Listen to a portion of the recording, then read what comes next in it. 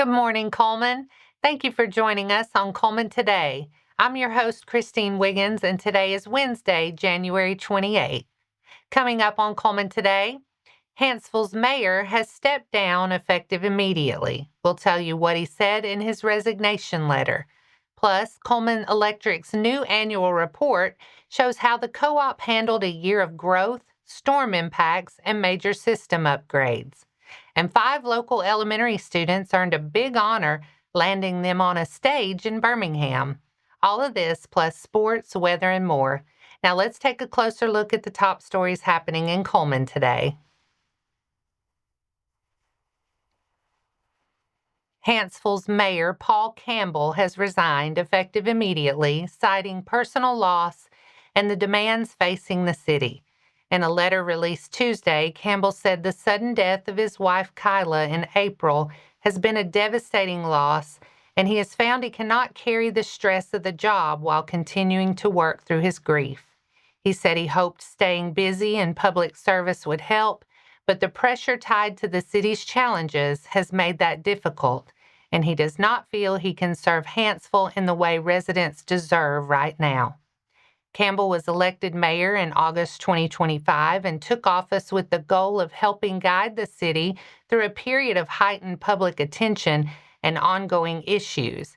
He asked the community for prayers and expressed his hope for Hanceville's continued growth and success.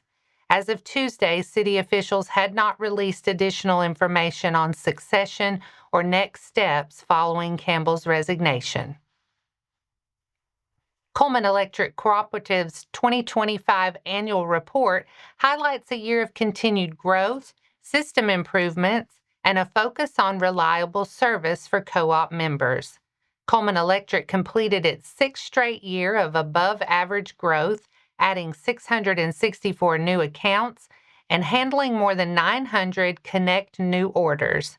With more members comes more work across the system, including over 2,300 general staking work orders and the replacement of about 1,600 power poles as part of routine maintenance.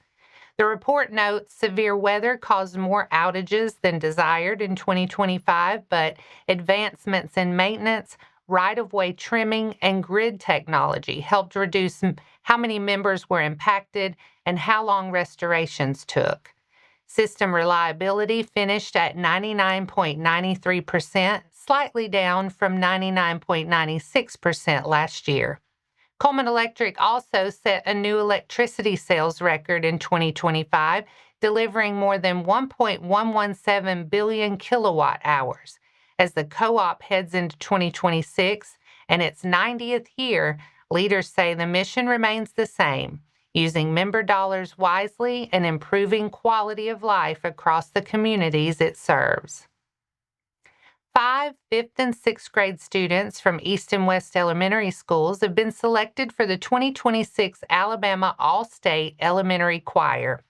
Abe Warren, Ella Chambers, Olivia Black, Veronica Harding, and Olivia Johnson prepared for months rehearsing music in advance before traveling to Birmingham to perform as part of a choir of more than 100 voices from across Alabama.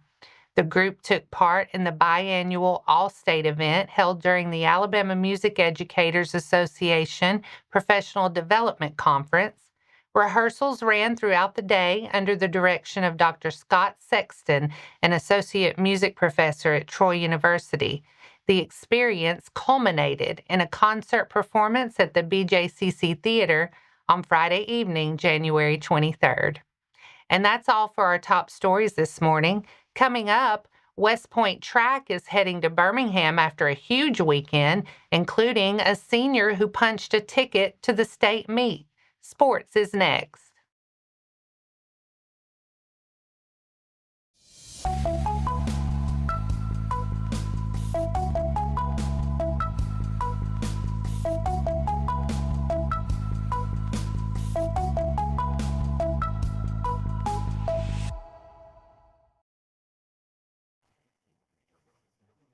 Welcome back.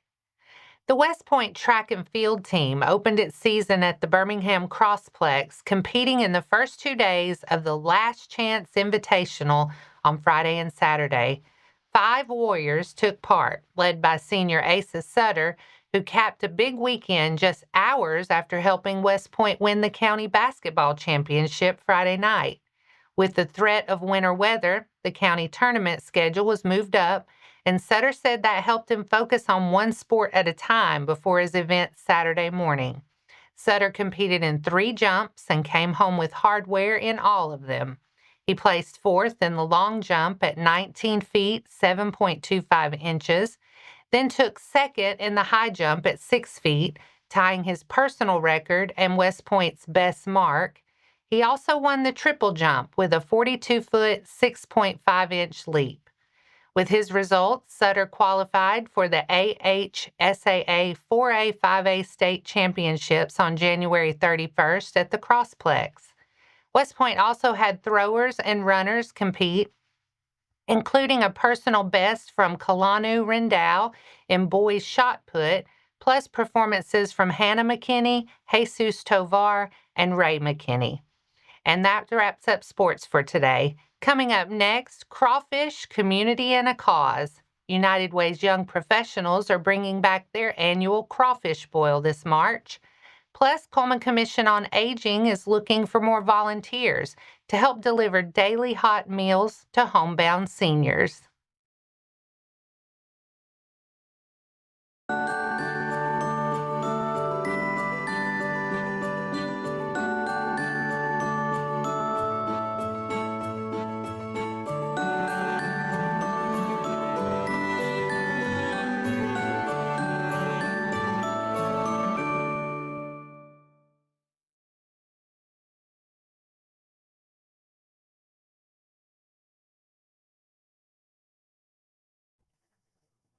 Welcome back. Now it's time to speed things up with a news rundown. 4 stories in under 4 minutes. Wallace State Community College will host Innovations in Healthcare Simulation on April 24th, a professional development workshop for educators and healthcare professionals who use simulation for teaching, training, and clinical skill development. The workshop will focus on emerging strategies in simulation-based education, including using artificial intelligence to streamline simulation development, applying current research to strengthen instruction, and improving interdisciplinary collaboration to support better patient outcomes. The program is approved for 6 contact hours through the Alabama Board of Nursing and will include expert-led presentations, interactive breakout sessions, a panel discussion, and poster presentations. Wallace State Simulation Center will be part of the event venue, and organizers say time is built in for networking. Breakfast and lunch will be provided. Early registration is $75 through April 14th, and a detailed agenda is expected by January 30th. To learn more or register, visit wallacestate.edu/nursing. Cullman Commission on Aging is looking for volunteers to help deliver hot meals to homebound seniors across Cullman County. Officials say meal delivery is a flexible way to serve. Volunteers can sign up to deliver once a week or multiple days, depending on their schedule. The Commission says it's thankful for the volunteers already helping at local senior centers, but more help is needed as meal routes expand to reach vulnerable seniors in the community. Volunteers are needed to support deliveries connected to senior centers in Colony, Crane Hill, Cullman, Fairview, Hanceville, Holly Pond, and West Point. Anyone interested in helping can contact the Cullman Commission on Aging for details and scheduling. Call 256-734-1241 or send a message through the Commission on Aging's Facebook page.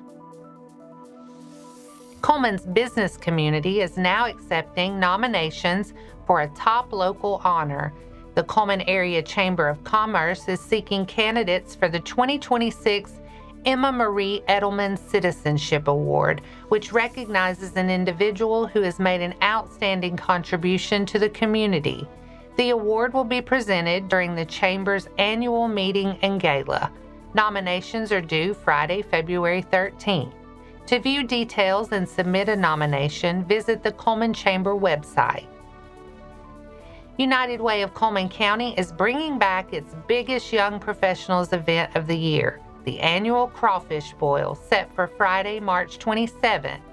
Organizers say the night will be hosted at and sponsored by Hank's Sports Bar and Rumors Deli and will feature a classic crawfish boil with all the fixings, plus plenty of community spirit.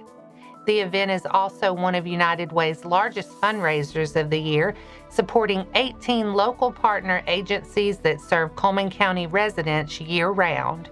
United Way is encouraging people to mark their calendars now and watch for more details in the coming weeks, including ticket information and event updates. And that's your 4 stories in under 4 minutes. Now for a quick break before we look at the weather ahead and pay our respects with obituaries. I'll be right back after this quick message.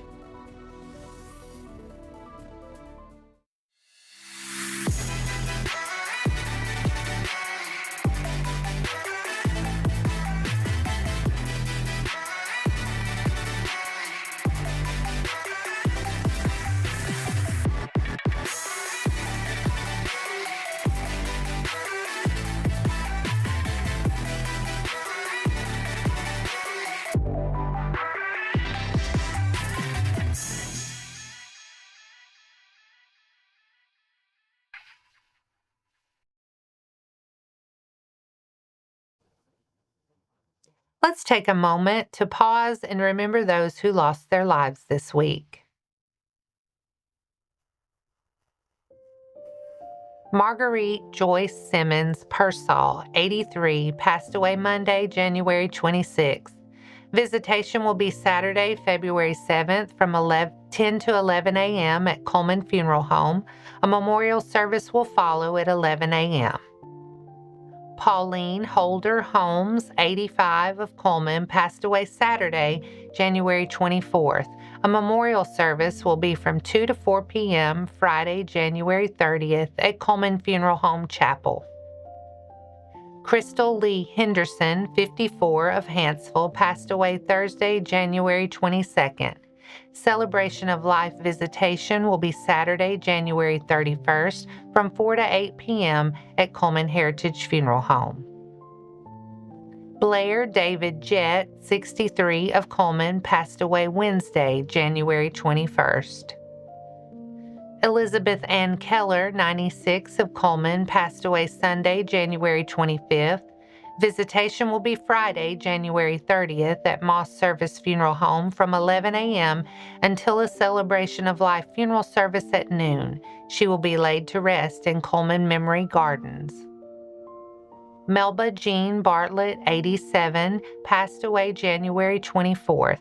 A celebration of life visitation will be held at Moss Service Funeral Home on Thursday, January 29th from 10 a.m. till noon. A celebration of life will follow this at the same location from noon to 12:45. Burial will follow at New Friendship Baptist Church from 2 to 2:15. Susan Deloy Bryan, 72, of Falkville, passed away Sunday, January 25th. A visitation will be held at Moss Service Funeral Home on Saturday, January 31st from 2 to 3 p.m. with a celebration of life funeral service following at 3 p.m. Our thoughts and prayers go out to their friends and families. Now let's take a look at your weather forecast. Today looks quite quiet but cold. We'll see some early clouds give way to sunshine with an afternoon high around 44. Tonight, clouds build back in and temperatures drop to near 21, so another hard freeze is likely. Thursday stays dry with a mix of sun and clouds and a high near 45. Thursday night remains chilly and mostly clear to partly cloudy with lows falling to about 25. And that wraps up today's edition of Cullman Today. Thank you for sharing your morning with us. And remember to stay connected by following us on social media and visiting CullmanTribune.com for the latest from our community. We'll be back bright and early tomorrow morning at 6:30 a.m. Until then, I'm Christine Wiggins with Cullman Today. Have a wonderful day, Cullman.